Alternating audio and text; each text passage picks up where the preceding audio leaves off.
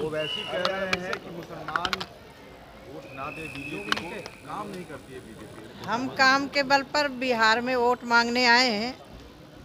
2005 के पहले का बिहार और 2025 का बिहार, धरती आसमान का फर्क है। जहां 10 घंटे लगते थे, चाहे आपका भागलपुर हो, कहीं भी मुजफ्फरनगर हो, कहीं भी जाना हो, भागलपुर तो कम से कम 8 घंटे लगता था। ये डबल इंजन की सरकार है कि आज रास्ता सुगम हुए हैं। स्वयं सहायता समूह की दीदियों को उनको पैसा दिया जा रहा है।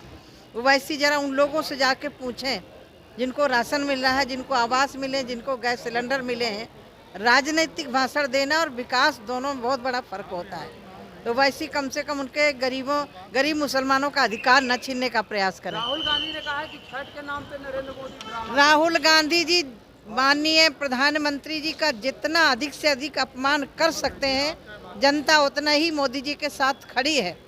राहुल गांधी इतनी गिरी हुई मानसिकता की सोच रखेंगे। ये मोदी जी का अपमान नहीं किया, ये सीधे छठ मैया का अपमान किया है। ये वही लोग हैं जो कुर्ते के ऊपर जनेऊ डाल के, जैसी जाकी रही भावना रहे, जैसी तीन देखी देखी प्रभु। सनातन क्योंकि उनके साथ में है, जो सनातन को डेंगू कहते हैं, मलेरिया कहते हैं, कोरोना वायरस कहते हैं, उनके गठबंधन के लोग हैं। तो भावना तो वही होगी ना। जब अयोध्या जनकपुरी राम जी गए तो वहाँ सबने देखा, लेकिन जाकी रही भावना, जैसी प्रभु मूरत देखी तीन तैसी। हमारे प्रधानमंत्री जी सनातन के सच्चे धर्म रक्षक हैं। जहाँ हम सनातन के सच्चे धर्म रक्षक हैं, वहीं विकास सबका करते हैं, सबका साथ सबका विकास।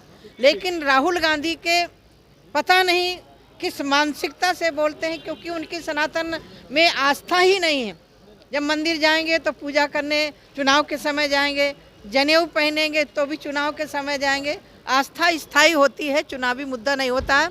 जिस तरह से बिहार में आकर के उन्होंने छठ मैया का विरोध किया है, एक तरह से प्रधानमंत्री जी को जिस तरह से अभद्र तरीके का शब्दों का इस्तेमाल किया है, बिहार की जनता माफ़ नहीं करेगी।